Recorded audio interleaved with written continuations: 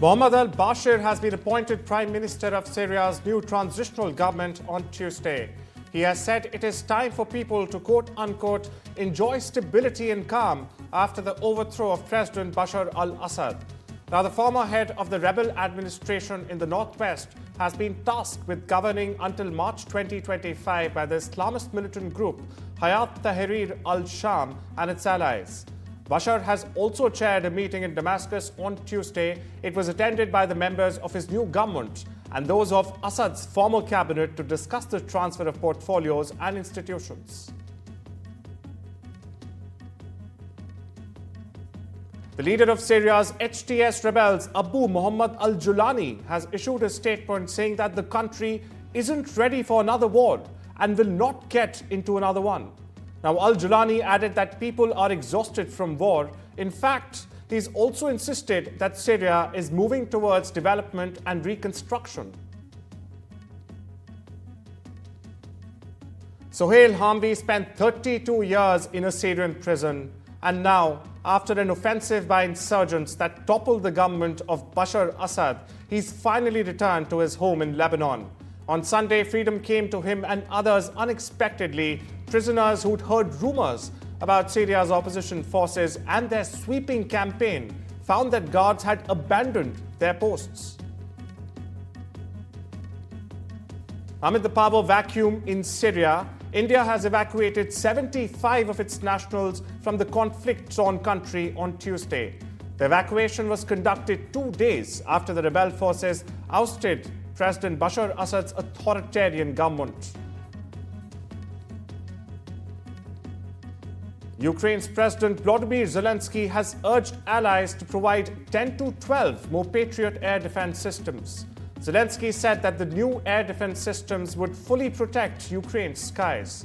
Now, the statement comes after a Russian missile killed at least 4 people in the southeastern city of Zaporozhye.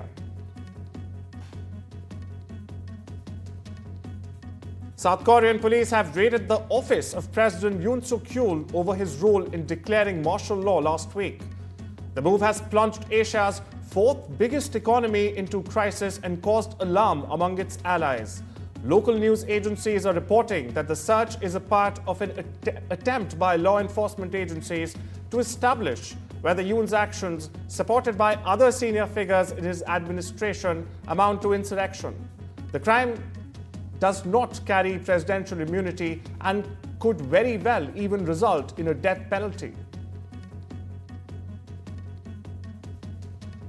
According to South Korea's prison authorities, former Defense Minister Kim Yong-hyun has attempted to end his own life while in custody. This, as a political crisis from the president's brief declaration of martial law continues to spiral. Now, Kim was detained in the capital Seoul on Sunday, days after President Yoon's stunning but short-lived declaration of martial law sparked widespread public anger in the country. Kim allegedly recommended the imposition of martial law and was the first figure detained over the case. He has resigned as the defense minister on Thursday.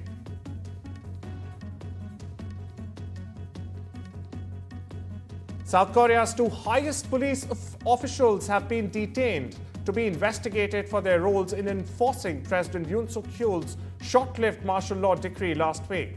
The development comes hours before the main liberation opposition Democratic Party submits a new motion to impeach Yoon. Meanwhile, the country's main law enforcement institutions have expanded their investigation into whether the president's declaration amounted to rebellion or not.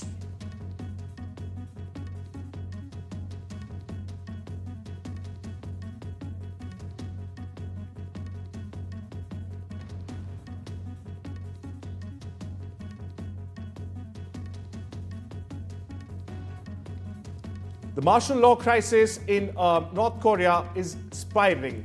KCNA, for the first time, reported on South Korea's ongoing political turmoil since President Yoon Suk-yeol's martial law attempt. Last week's shocking martial law order triggered concerns about a power vacuum and plunged Asia's 4th largest economy, a key US ally, into a constitutional crisis, sending shockwaves through diplomatic and economic fronts. After a week-long silence, KCNA published an article on what it describes as growing social unrest in the south due to the martial law crisis. China's government has said that it takes necessary measures to defend the country's sovereignty and will not tolerate separatist activities. Taiwan has reported another rise in Chinese warplanes near the island. Beijing's military is yet to comment on the military activity and has not confirmed it carrying out exercises as of now. French President Emmanuel Macron is aiming to name a new Prime Minister for France within 48 hours as he seeks to end the political deadlock following the ouster of Michel Barnier. According to reports, centre-left parties seem willing to work together, but it's unclear whether the new government will eventually lean centre-left or centre-right. Indian Defence Minister Rajnath Singh has met Vladimir Putin in Moscow to enhance India-Russia defence ties, urging faster S-400 deliveries and increased military collaboration. Both leaders have expressed that the partnership between the countries holds immense potential and combined efforts will pave the way for remarkable outcomes. Now, Singh conveyed to Putin that India has always stood by its Russian friends and will continue to do so in future. According to his team of doctors, Brazilian President Luiz Inácio Lula da Silva is in a quote-unquote stable condition after undergoing emergency surgery for an intracranial hemorrhage. The 79-year-old Lula was rushed overnight to a hospital in Sao Paulo on Tuesday. This after experiencing headaches that the president's medical team found were related to a fall he suffered in October.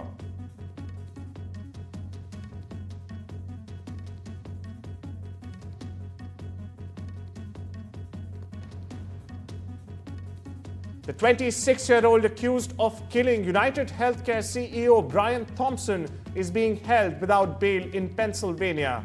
This as he fights for extradition to New York, where the murder took place.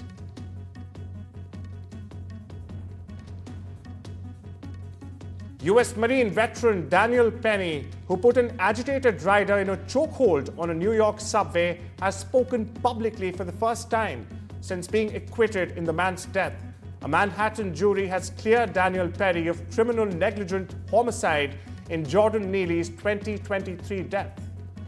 Now, a more serious manslaughter charge was also dismissed last week because the jury was deadlocked on the count.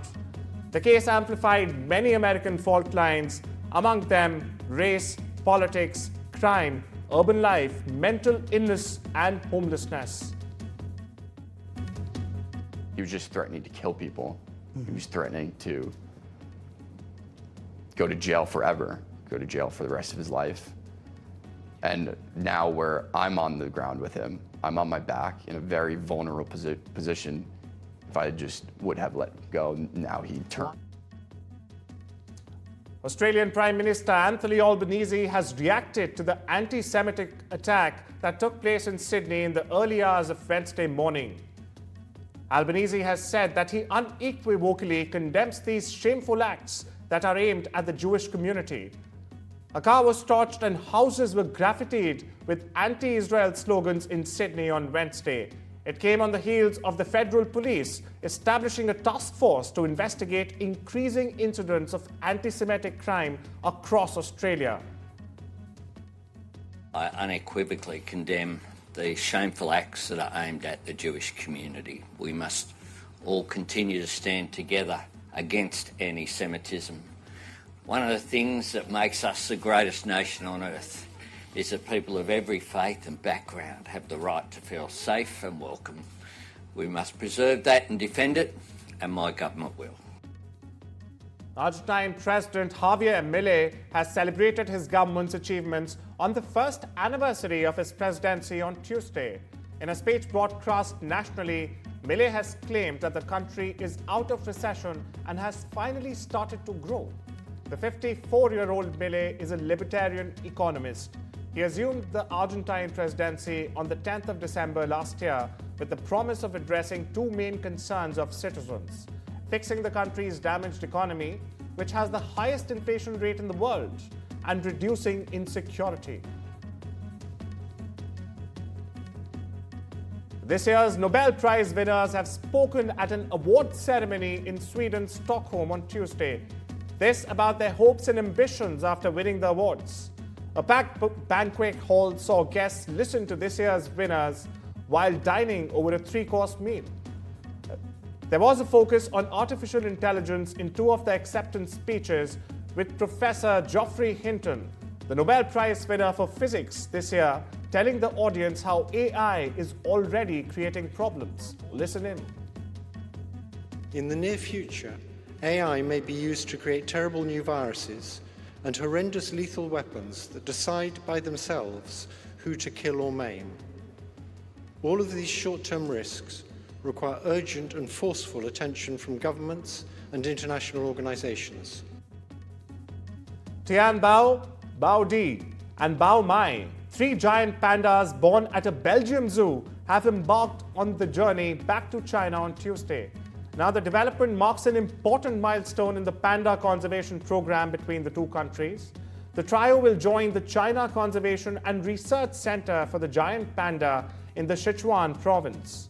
There, they will participate in conservation and breeding projects. Since they arrived in Belgium in 2014, the parents of the three pandas, Hao Hao and Jing Hui, have captivated millions of visitors while raising awareness about the protection of giant pandas. Protesters gathered in Brazil's Rio de Janeiro on Tuesday against amnesty for those who participated in the coup plot against the government of President Luiz Lula da Silva in 2022.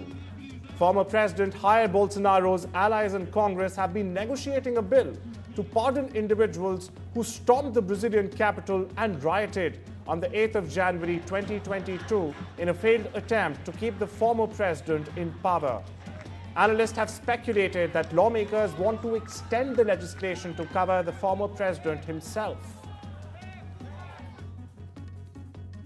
Relatives of missing persons have mobilized through some streets of Ecuador's Quito on International Human Rights Day. They read a manifesto to loved ones whose whereabouts are still unknown. Ecuador's gangs have unleashed a wave of violence in recent years, which began around 2018, and ordinary families have been caught in the crosshairs. Ecuador in general was a long, peaceful place for the region, a world away from the warfare of some other nations.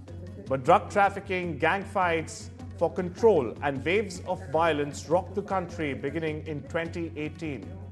Debíamos buscar a nuestros seres queridos. Usted no está haciendo costumbre ver una foto de alguna persona desaparecida en redes sociales.